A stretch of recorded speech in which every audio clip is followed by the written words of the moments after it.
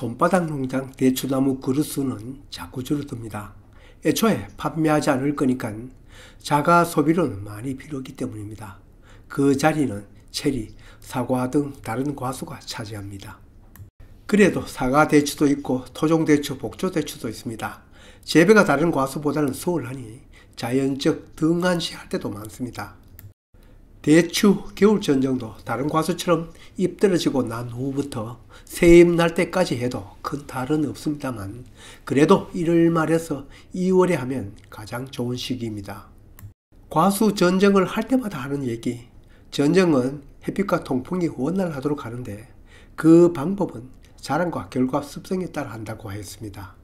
대추나무 전정도 당연히 이 원리가 적용됩니다만 자람 중에는 대추는 다른 과수보다 자람이 좋고 특히 토종보다는 사과대추의 자람이 왕성하다는 것만 알면 됩니다. 대추나무 결과 습성은 다름 아닌 포도나 감처럼 봄이 되면 여기 가지마다마다 새싹이 나오는데 아마 과수 중 이놈보다 더 늦게 새싹이 나오고 꽃이 피는 건 없어 보입니다. 여기 묵은 가지에 열매자루와 열매가지가 나와서 거기에 열매자루부터 열매가지, 하단, 상단 순서로 꽃이 핍니다. 여하튼 뭐가 나오든 여기 묵은 가지 마디에서 해마다 싹이 나옵니다. 그러니 작년에 나왔던 열매자루나 열매가지 모두 제거하면 됩니다. 초등학생도 전정가위만 잡으면 해결할 수 있습니다. 대추나무 묘목 심고 자랄 때 수영만 제대로 만들어 놓으면 매년 묵은 열매자루, 작년에 나온 열매가지만 제거하고 잘라내면 크게 더할 것도 없습니다. 대추는 워낙 자람새가 좋습니다. 그중 자람새가 더 좋은 사과대추 같은 경우는 묘목 심은 당년에도 열매를 얻을 수 있습니다. 혹시 묘목을 심었으면 연차별 수영 만들 때는 아래의 영상을 참고할 수 있습니다. 지금 전정하는 나무는 사과대추입니다. 자람새가 좋으니 옆으로 난 주지도 일반 토종대추보다는 더 짧게 하도록 합니다. 거기에서 나오는 새 가지가 힘차게 자라니까요. 전문적으로 하우스 재배하시는 분 중에서는 아예 한 40-50cm에서 또는 아래까지 몇 가지 남기고 원주간을 잘라서 거기에 나오는 큰 순 하나만 길러 거기에 열리는 열매를 수확하는 분도 있더군요. 한 그루에 달리는 열매 양은 적지만 대신 간격을 좁게 심고 일일이 사다리 타고 작업하지 않으니 관리가 쉬운 장점은 있겠죠. 이제 유목기를 겨우 벗어난 나무이지만 우리는 앞에 얘기한 대로 주지 단축과 작년에 올라왔던 열매자루, 열매가지만 정리합니다. 대부분의 작업이 그것이지만 그래도 다른 손볼 것도 있습니다. 작년까지는 열매를 달아 먹었던 맨 하단 가지는 이제는 제거합니다. 다시 싹을 낼 필요가 없으니 당연히 기부해서 싹둑 잘라냅니다. 유목기 때는 몰랐는데 나무가 자라면서 주지 아래 위 간격이 너무 좁거나 같은 방향으로 난 가지는 아래까지의 그림자가 드리우니 속아냅니다. 일반 토종 대추라면 한마디 더 두고 단축 전정을 하겠지만 우리는 하단은 3마디, 위는 2마디 남기고 자릅니다. 하단은 2마디, 상단은 1마디만 남길 수도 있습니다. 언제나 가위 든 사람 맘대로입니다.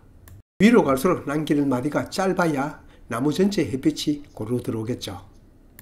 이제 작년에 자랐던 상단가지 한 대 이만큼 자랍니다.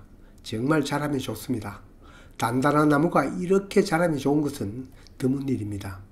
올겨울 전정에도 여기를 자르면 내년 봄 되면 맨 윗순에서 또 올해만큼 아니 더 많이 새순이 크게 자랄 겁니다.